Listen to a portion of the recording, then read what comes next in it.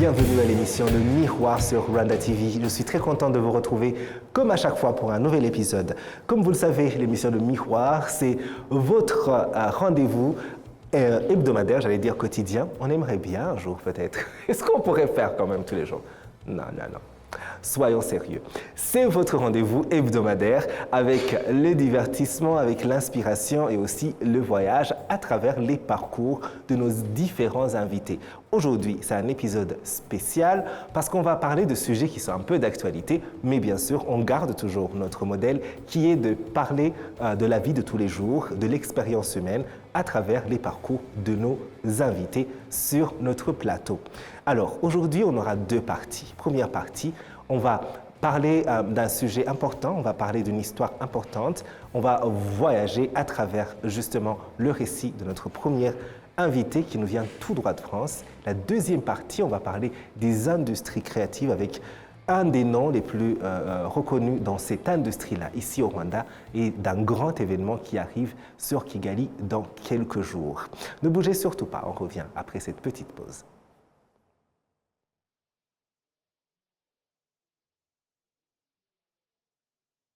C'est l'émission Le Miroir et comme promis, une première partie. Alors, qui est notre invité pour cette première partie? Je vous le dis tout de suite. Je vous lis un peu une petite introduction de son parcours pour que vous soyez sur la même page que nous pendant qu'on en parle. Alors, nous accueillons Janine Urambaliziki, une Rwandaise vivant en France qui revient sur sa terre natale 30 ans après qu'elle ait survécu au génocide contre les Tutsis en 1994. Et avec 32 autres enfants survivants, elle a été emmenée à Strasbourg, en France. Ces dernières semaines, vous avez sûrement pu voir sa vidéo sur les réseaux sociaux qui a beaucoup circulé, dans laquelle elle exprime son souhait de retrouver des membres de sa famille. Dans cette première partie de cet épisode, on en découvre un peu plus sur elle, sur son histoire, et on va aussi participer à sa quête de réunion avec ses proches. Bienvenue, Janine. Merci beaucoup, merci pour l'invitation. Oui, je suis très contente d'avoir sur ce plateau. On a un peu vu, comme je le disais tout à l'heure dans l'introduction, une vidéo qui a beaucoup été partagée d'une jeune fille, qui est vous donc, qui dit vouloir retrouver ses proches ici au Rwanda. Vous promettiez de venir dans les jours qui viennent et vous êtes déjà sur Kigali maintenant. Comment vous sentez-vous au Rwanda? Je me sens très bien. Je suis très heureuse de pouvoir rencontrer mon pays et je le trouve déjà magnifique, vraiment magnifique. Super. Alors, j'aimerais qu'on commence en faisant un petit voyage dans le temps. Vous êtes partie, vous étiez toute jeune, il y a 30 ans. Vous étiez si jeune que je me demande si vous en avez encore des souvenirs ou bien si vous pouvez nous partager un peu les informations que vous avez pu apprendre un peu autour de cette transition du Rwanda vers la France. Oui, donc oui, je n'ai aucun souvenir, donc vraiment aucun, de ma vie au Rwanda. Donc la chose que je sais sur mon histoire, que ma mère adoptive m'a racontée depuis mon enfance, que j'ai été retrouvée sur le dos de ma mère morte et que j'ai été ramassée par le FPR qui prenait les survivants et les ramenait au camp de Byumba. Donc j'ai été à Byumba et c'est à cet endroit-là qu'on m'a ramenée du coup en France pour avoir des soins par rapport à des blessures de coups de machette. Voilà. Oui, et alors quand vous êtes arrivé là-bas, est-ce que vous avez eu des informations de comment ça s'est passé pour vous de comment, je ne sais pas. C'est les seules informations que j'ai eues et c'est les seules informations qu'ils avaient. Voilà. D'accord. On espère bien sûr que vous pourrez continuer à en apprendre plus sur votre histoire, surtout si vous arrivez à rencontrer ces proches que vous recherchez. En grandissant, quel impact ça a eu de grandir avec cette histoire assez lourde quand même? On peut dire que jusqu'à peut-être 13-14 ans, j'ai vécu tranquillement avec mes sœurs. Donc j'avais 4 sœurs. Une qui a 1 an de moins que moi, donc on était très très proches, donc je vivais comme une petite Française, on peut dire, je me considérais comme ça, je pense. À 13-14 ans, j'ai eu un peu de rébellion en moi, de la colère, j'ai pas exprimé pourquoi j'avais cette colère, mais c'est vrai que j'avais l'envie de connaître le visage de ma mère que j'arrivais pas à me rappeler. Donc c'est la chose, on peut dire, que j'ai peut-être un petit peu mal vécue. Et un peu plus tard aussi, j'ai été vraiment dans la souffrance de ne pas connaître les miens, mais de ne pas oser le dire. Donc j'en ai jamais parlé, quoi. J'ai accepté ma vie. Et après, aujourd'hui, j'ai eu mes enfants, donc je suis, on va dire, comblée à ce niveau-là. J'ai ma famille, j'ai mon mari. Du coup, je souffre plus de ça aujourd'hui. Je m'estime chanceuse d'avoir pu être déjà en vie, d'avoir eu ma famille d'accueil qui m'a aimée, éduquée, tout donné, hein, mes parents, mes sœurs. Donc j'ai reçu beaucoup d'amour. Du coup, la seule chose, c'est vrai que en grandissant, j'ai pensé que peut-être il y avait quelqu'un qui pouvait être en vie, un frère, une sœur, une tante, et peut-être qui pensaient que cet enfant avait disparu, ou peut-être qu'ils n'ont jamais cessé de chercher cet enfant. Donc je me suis dit qu'avec la technologie d'aujourd'hui, on peut savoir plus de choses, on peut, comme la vidéo, toucher beaucoup de personnes, et pourquoi pas essayer. Absolument, c'est vrai. Et puis, ce qui est fascinant aussi, c'est cette résilience rwandaise dont on parle si souvent, c'est le fait que vous nous racontez votre histoire. Et il y a quelques semaines, on a eu une autre personne qui nous a parlé de son histoire en tant que survivant du génocide et de comment ils se sont construits, soit ici au Rwanda, soit en dehors. Et il y a tellement de similitudes. Et je pense que c'est cette résilience en fait, que je voulais évoquer par ça. Alors, vous êtes parti avec 32 enfants. Est-ce que vous êtes resté en contact? Vous êtes resté regroupés, je ne sais pas, ou en contact avec eux? Alors, il y a une partie où, quand on était petite, on se voyait. Donc, ma mère, elle entretenait des liens avec ces familles-là. Après, après, rapidement, on n'a plus forcément... j'ai plus forcément eu de nouvelles, mais il y a une personne avec qui j'ai été en contact, donc à des moments spécifiques, pas réguliers, mais voilà, quand on s'appelle ou quand on se revoit, on a toujours ce lien. Donc ça reste une amie, mais c'est vrai que la vie, elle fait que par rapport au travail, on n'a pas forcément le temps de toujours s'appeler, donc mais je suis toujours en contact avec une personne. D'accord, ok. Alors, 30 ans plus tard, vous êtes au Rwanda. Quelle est l'expérience pour vous? Est-ce que ça ramène des flashs de souvenirs comme on voit dans les films, ou bien c'est tout nouveau, vous êtes en train de découvrir, comme toute personne qui découvre le Rwanda pour la toute première fois? Et aussi, la grande question, c'est pourquoi, qu'est-ce qui vous a motivé à vous dire « je vais aller voir ma terre natale » ? Alors, il y avait plusieurs questions, donc je vais essayer de me rappeler de chacune d'elles. Oui. Pour la première question, par rapport au flash, je n'ai malheureusement pas de flash. J'aimerais en avoir, ça pourrait m'aider dans mes recherches. Oui. J'en ai malheureusement pas. Donc, on peut dire que c'est la découverte, bien évidemment. Peut-être avec un sentiment de déjà vu, mais je ne peux pas dire est-ce que c'est les photos que j'ai déjà vues, des reportages que j'ai déjà vus, est-ce que c'est vraiment quelque chose que je connais ou que je ne connais pas, donc je ne peux pas identifier ça. Et après, pour l'instant, c'est la découverte. Après, j'avoue que j'ai dormi hier. Et aujourd'hui, c'est la première sortie où je vois déjà plus de choses. Oui, d'accord. En tout cas, vous aurez le temps d'encore plus découvrir. C'est un très beau pays à découvrir, vous allez voir. Et juste la question que je posais, c'est qu'est-ce qui vous a motivé à venir au Rwanda? Je pense que ça s'est fait, en fait, on va dire comme ça. Donc, c'est suite à un échange avec une sœur où on ne se comprenait pas forcément dans l'échange et où on a pensé que je ne voulais pas en parler, je voulais oublier ça. Mais ce n'était pas le cas. C'était pas le cas. C'est juste que moi, j'étais dans l'acceptation et dans avancer, être une bonne mère, une bonne épouse, apporter à mes enfants, réussir ma vie entre guillemets comme tout le monde. Et le Rwanda, c'est quelque chose où je me suis toujours dit, ça s'est passé, maintenant il faut avancer, tu es une adulte, tu n'es plus cet enfant-là. Donc il faut avancer et voir le positif. Voilà, moi j'aime beaucoup être dans le positif et d'en trouver des solutions au lieu d'aller rechercher dans des choses qui sont de toute manière horribles et qu'on ne pourra pas changer.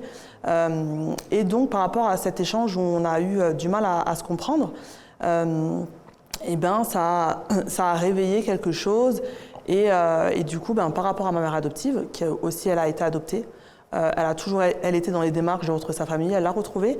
Donc elle sait à quel point c'est intéressant parce que bien évidemment elle est plus mature que moi, qu'il faut que je retrouve ça. Même si moi j'en ai pas conscience dans l'état dans lequel j'étais, dans quel état d'esprit j'étais. Donc je pense qu'elle quelque part elle a aussi cherché ça. Donc avec une amie aussi que ma mère a depuis que je suis petite, une Rwandaise qui est venue tout de suite m'accueillir à mon arrivée en France. Elles ont parlé et elles ont dit, cette dame a dit, il faut faire quelque chose pour Janine, j'ai envie de faire quelque chose pour Janine. Et du coup, ils ont dit, on pourra aller au Rwanda. Et on pensait que je n'étais pas d'accord. Donc elle a dit, on peut y aller si tu veux toutes les deux. Donc ma mère, elle m'a appelée, elle m'a dit, ma mère adoptive, elle m'a appelée. Elle m'a dit, oui, elle voudrait que j'aille au Rwanda. Elle m'a dit, moi, j'ai pas envie. J'ai dit, pourquoi? Et j'ai dit, moi, j'aimerais bien y aller. Et du coup, elle a dit, ok, on y va. Et ça s'est fait comme ça. Oh, d'accord. Alors voilà, on est sur le point le plus important, je pense. C'est le point où je suis sûr, moi, comme toutes les autres personnes qui sont en train de nous regarder de chez eux, ont envie de voir une magnifique fin de votre voyage au Rwanda où vous retrouvez votre famille, où vous retissez les liens avec les vôtres. On a vu cette vidéo qui a un peu circulé, c'est vrai. Est-ce qu'elle a pu faire avancer? Est-ce que vous avez eu des pistes? Et surtout, comment est-ce qu'on peut contribuer à votre quête? Alors oui, c'est vrai que cette vidéo, on ne pensait pas qu'elle serait autant virale, on ne penserait pas que ça tournerait autant. Donc on a eu beaucoup quand même de personnes qui ont raconté une histoire similaire à la mienne. Donc ça, c'est un point positif, ça a quand même avancé à ce niveau-là. Donc on a des personnes qui ont une histoire similaire. Donc maintenant, on a quelques personnes on a pris en contact, d'autres personnes, on va aussi prendre contact pour concorder les histoires et après finaliser finaliser par des tests ADN, etc. Oui. Donc voilà. Alors, par contre, à toutes les personnes qui ont une histoire similaire, vous pouvez contacter le ministère des Affaires étrangères qui va s'occuper de récolter les témoignages et d'aller plus loin dans les démarches pour moi. Alors, pour quelques détails, pour que ceux qui puissent avoir des informations puissent aussi nous les partager, vous étiez enfant, vous n'étiez qu'un enfant qu'on porte en 1994. Les militaires du FPR qui ont libéré le Rwanda, ils vous ont retrouvé sur le dos de votre maman qui était malheureusement déjà décédée, et c'était à Byumba. Est-ce que vous connaissez un peu la date ou d'autres détails sur ce jour-là? Je ne sais pas.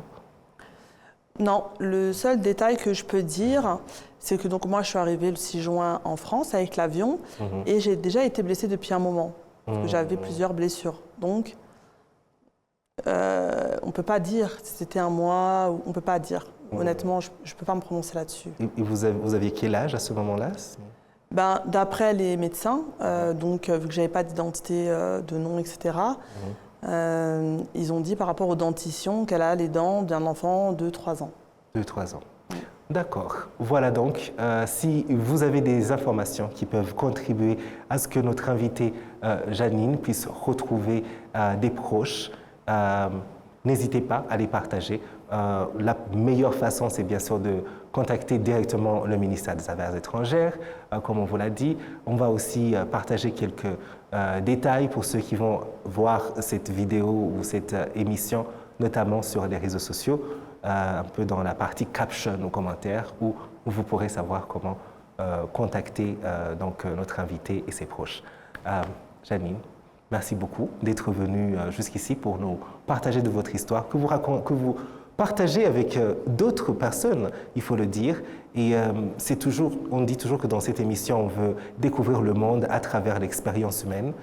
C'est une autre expérience qui, à la fin, est belle parce que malgré des débuts si difficiles et si incertains, regardez, vous êtes ici aujourd'hui, vous êtes toute rayonnante, vous avez une famille à vous, tout un destin magnifique devant vous et une histoire derrière vous. Et c'est très beau que vous veniez ici nous en parler. On espère, on vous souhaite de découvrir encore plus sur le Rwanda, sur votre culture et aussi de vous réunir, de retrouver votre famille. Merci beaucoup. Merci. Voilà, donc c'était ça la première partie de notre émission. Ne bougez surtout pas, on revient tout à l'heure avec la deuxième partie et soyez prêts, on sera avec Eric Sol, je pense que vous le connaissez très bien. Et on va parler de Access, c'est un événement qui arrive sur Kigali juste dans quelques jours. On va en savoir plus.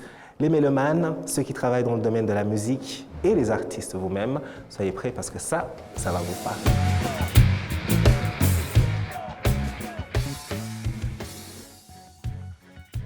C'est l'émission Le Miroir et comme promis, notre deuxième partie de cet épisode spécial, on parle musique et pas juste musique, on parle musique, événementiel, musique et événementiel ensemble, on parle de l'industrie créative en général et on en parle avec la bonne personne.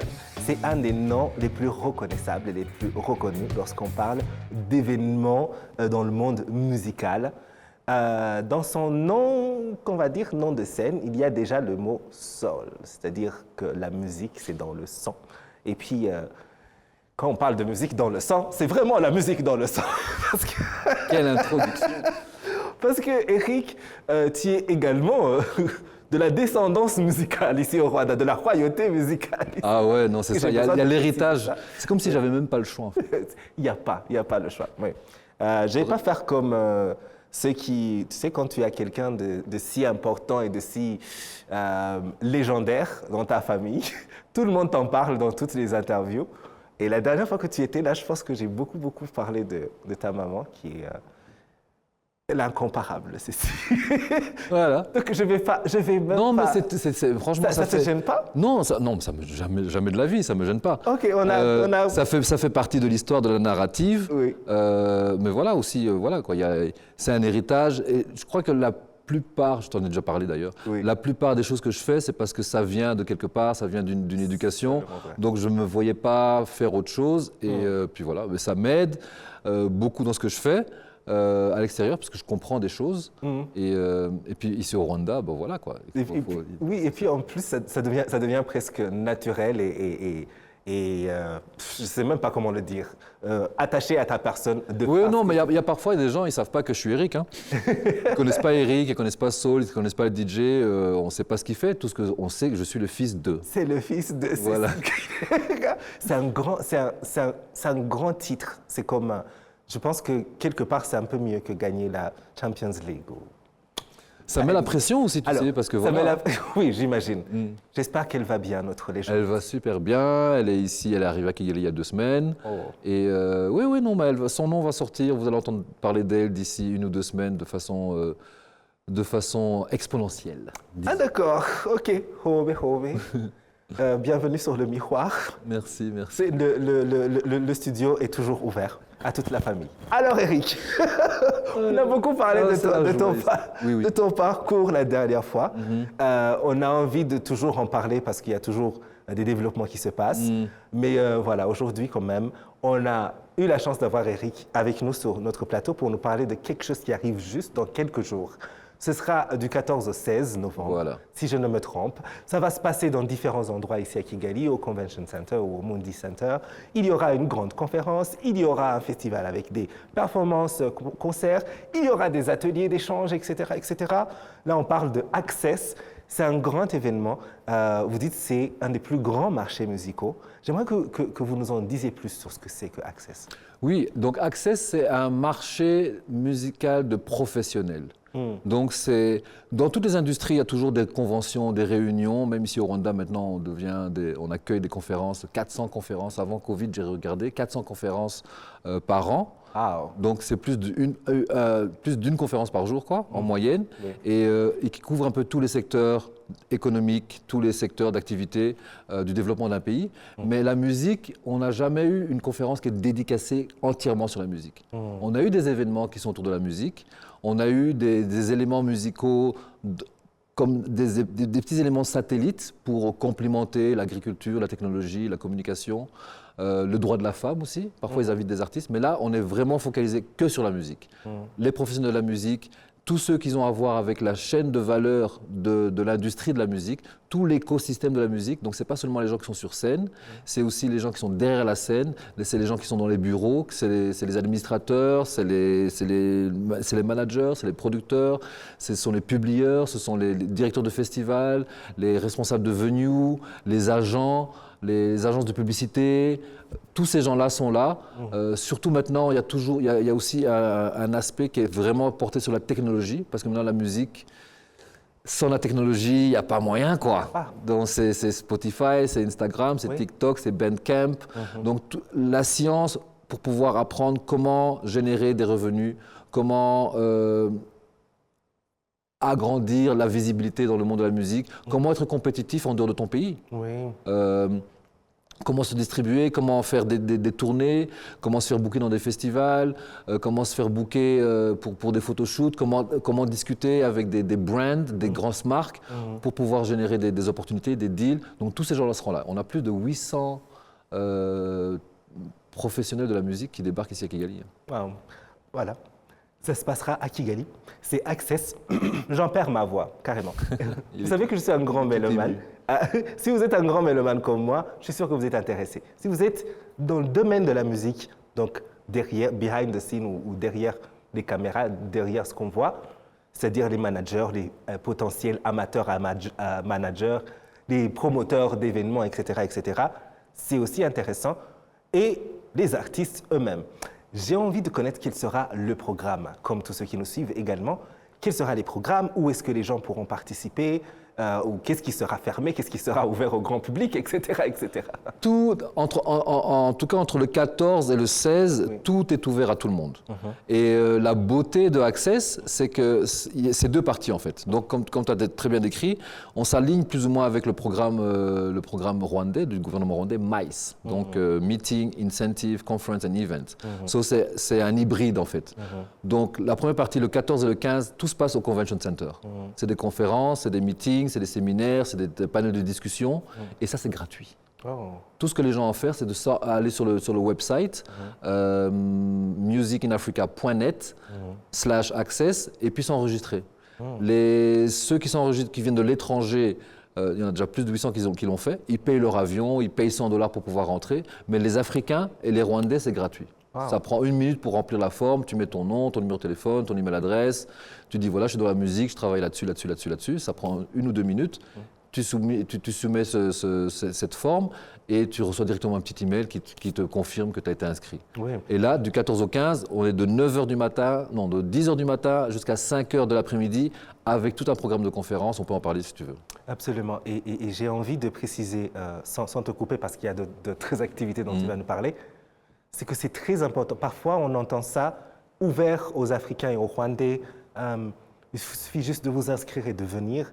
Et on se dit, ah ok, c'est peut-être pas pour moi, ou bien pourquoi est-ce que j'irai? Exactement. J'ai eu tellement, je pense que pour ceux qui regardent l'émission Le Miroir, on a eu tellement de témoignages de jeunes qui étaient ici dans le public, qui nous ont dit, j'ai participé à Youth Connect, toi, je ne sais quoi.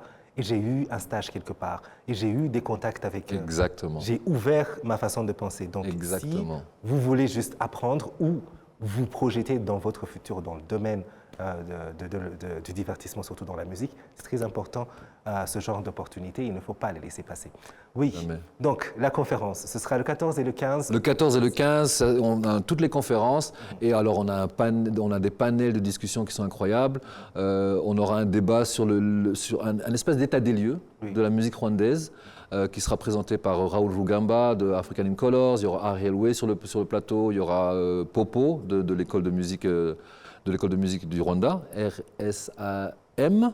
Rwandan School of Art and Music. Il y aura des débats sur les festivals. Il y aura la directrice, par exemple, ça c'est super important, la directrice de British Council pour le Sub-Sahara qui va faire une présentation sur l'importance de la collaboration des festivals dans le domaine panafricain. Donc c'est comme ça que les gens peuvent apprendre comment ça se fait que, en tant qu'artiste rwandais, je peux me retrouver à jouer dans un festival à Dakar ou en Afrique du Sud. Oui. Il y aura des débats sur la distribution, comment monétiser en tant qu'artiste indépendant. Là, il y a même des Rwandais qui seront sur le plateau. Il y aura, je crois que DJ Pius sera là, sur ce plateau-là, pour discuter par le Sud. C'est un indépendant, c'est vraiment l'exemple de l'artiste rwandais. Il a commencé comme DJ, il a écrit des chansons, il a commencé à produire. Maintenant, il a son label, il produit d'autres artistes, il fait des collaborations. Donc, c'est vraiment l'exemple de l'entrepreneur, DJ, producteur, musical, artiste, qui se débrouille avec, tu vois, il a plusieurs chapeaux, quoi. Oui. Il y aura des débats aussi sur la distribution globale, sur les stratégies de collaboration. Donc toute la journée, il n'y aura que des discussions, des débats pour apprendre comment distribuer ta musique, comment monétiser ta musique. La monétisation de la musique, c'est hyper important parce qu'on parle des droits et des copyrights, de la propriété intellectuelle. On a un gros problème ici au Rwanda par rapport à ça. Mais on est en bon chemin. Là, on aura de la science. Comment on peut avoir des lois qui protègent les droits, mais on doit aussi avoir des moyens de pouvoir implémenter ces lois. Là, on a beaucoup d'artistes qui font beaucoup de chansons, qui ont des views incroyables, qui ont des streamings, des nombres de streamings par centaines de milliers, des views sur YouTube par millions, mais qui ne génèrent pas d'argent. Ça, on va comprendre comment ça se fait que si tu as 1 million de views ici au Rwanda, mais si tu avais 1 million de views aux États-Unis, tu te ferais beaucoup plus d'argent. Comment ça se fait? Comment les systèmes, comment les algorithmes fonctionnent? Comment faire pour sortir une chanson, par exemple? Moi, j'entends souvent des artistes qui viennent et qui disent « Tiens, Eric, il faut que tu écoutes mon album, il va sortir demain. » Je dis « Comment ça, il va sortir demain ?» Il n'y a pas de promotion, il n'y a pas de buzz. Tu fais pas du service pour ta chanson. Par exemple, avant de sortir un album, tu envoies, pendant 1 mois ou 2 mois, tu fais des pré-bookings, tu envoies ça à des professionnels pour qu'ils écoutent, pour qu'ils te donnent leur avis, tu donnes ça à des magazines pour qu'ils écrivent par rapport à ça. Comme ça, il y a une anticipation. Et quand ton album sort, les gens l'attendent. Mais quand ça sort par surprise, on ne sait pas où, il y a 70 000 morceaux qui sont uploadés sur Spotify tous les jours. Ouais, genre... Donc quand tu sors ton morceau comme ça, sans technique, sans stratégie, sans plan marketing, sans plan de communication, tu es juste un autre release. Comment tu vas te faire remarquer? Comment te faire remarquer? Donc tout ça, c'est des discussions qu'il y aura dans les débats de Access. Voilà donc. Et ce ne sera pas que ça. Ce ne sera pas... Ah ben oui. Parce que le temps passe vite, mais il faut absolument qu'on parle de ça. J'ai un petit flyer ici qu'on va aussi vous mettre sur vos écrans, qui, je ne sais pas, me donne envie de sortir de la maison et d'aller danser un peu. Il y aura des performances et plein d'artistes. Plein. Oui, ce sera quand cette fois-ci? Mais ça va être génial parce que moi je suis super excité par rapport à ça. Parce qu'on a plus de 20 artistes qui viennent de toute l'Afrique. Oui. Mais ils sont vraiment passés par un processus de sélection. Donc, on a vraiment privilégié les artistes qui peuvent se présenter live. Donc, on parle de la musicalité, de l'instrumentalisation de la musique. Pas seulement jouer sur un morceau que tu as produit en studio et puis venir sur la scène. Donc, tu dois pouvoir reproduire ta musique sur scène de façon originale. On a des groupes qui viennent, Assa Moutassé, qui est génial. Elle vient d'où d'ailleurs? Faut que je vérifie. Elle vient de Mozambique. On a des artistes comme Bantu Spaceship, c'est un groupe extraordinaire qui mélange des traditions zimbabwéennes avec l'électronique et ils font ça en live devant toi. On a beaucoup d'artistes rwandais aussi. On a Ima Kanizi qui va représenter le Gakondo, la nouvelle fusion, la nouvelle renaissance du Gakondo. Ima Kanizi sera là. Le côté un petit peu alternatif, soulful, sera représenté par Kaya Bienchi. Alors le hip-hop rwandais, Kigali Underground, est là en masse, ça va être incroyable. On a certains des plus gros artistes underground, hip-hop rwandais, de Kesho, à Angel Mutoni, à Bitre, à Bouchali, Dr Ganji. Ils sont tous en train de collaborer pour créer un super groupe qui va se présenter à Access sous le nom de 250. Donc c'est le 250 collectif et tu as la crème de la crème du hip-hop rwandais qui seront là ensemble. Ça fait des mois et des mois qu'ils collaborent, donc on attend ça aussi. Et ça aussi, ce sera ouvert, ce festival? Alors le Mundi, c'est hyper important. Donc la conférence, c'est gratuit, les gens n'ont qu'à s'inscrire. Oui. Mais pour Mundi Center, on est là pendant 2 jours, on est là du 15, vendredi 15 et le samedi 16. Et c'est 20 000 pour entrer, mais tu reçois un pass de 2 jours. Ah, donc tous ces groupes live que tu vas voir live, machin, tu vois, bouger devant toi, qui sont venus en avion, qui sont dans les hôtels, qui se sont déplacés pour venir performer ici pour le public rwandais, tu peux regarder tout ça pour 20 000. Pour 20 000. Pour 20 000. Tu sais, parfois on paye 50 000 pour voir un artiste. Oui, pour voir un artiste. Là, tu payes 20 000 pour voir 2 jours. 2 jours, donc tu auras accès aux 2 jours. On va sur le website, tu t'inscris pour les tickets. Il y a une plateforme digitale qui s'appelle Hustle Sasa. Donc c'est hyper simple, tu cliques ton ticket, il n'y a pas trop de catégories, donc tu ne dois pas te perdre entre les VIP, les VIP et les VIP et les tables, il n'y a pas de ça. Ouais. Tu cliques, tu prends ton billet à 20 000 et puis voilà, c'est fini. Ok, voilà, le rendez-vous il est pris. On a tellement d'autres choses à dire sur cet événement, mais quand même, le plus important, c'est de garder à l'esprit que Access, ce sera du 14 au 16 novembre, donc juste dans quelques jours. Qu'il y aura cette partie où on va parler de la partie un peu technique ou administrative et business. Business, le business. Surtout, de la musique, c'est si important ce côté-là, parce que sans le business derrière la musique, les artistes ne vont pas pouvoir avoir les moyens de autant produire et aussi de performer sur scène. Il y a une chose importante qu'on doit parler aussi, le 15 et vite fait. Le Mundi Center, comme vous l'avez entendu. Oui. Ah oui, pardon, je ne voulais pas t'interrompre. Mais il y a une chose importante aussi, parce qu'on parle de professionnalisation, mais il y a aussi des masterclass. Donc les masterclass, c'est hyper important. Un des masterclass qui est hyper important, c'est l'art du network, the art of networking, qui va se passer. Vous n'avez qu'à venir sur le website et vous aurez des informations. Mais aussi, il y a un masterclass qui se passe avec 15 filles africaines qui ont été sélectionnées à travers tout un processus pour venir à Access. Donc toute la production du concert, c'est que des femmes. C'est un projet qui s'appelle Gender at Works. Il y aura, parmi ces 15 femmes qui ont été sélectionnées, il y a 5 Rwandaises. Les 10 autres viennent de tous les pays d'Afrique. Elles seront ici à partir du 9, faire des ateliers, des workshops, apprendre comment ça se passe pour la production. Et toute la production du show sera prise en charge par des jeunes femmes. Et ça, c'est génial. Waouh, ça c'est très beau.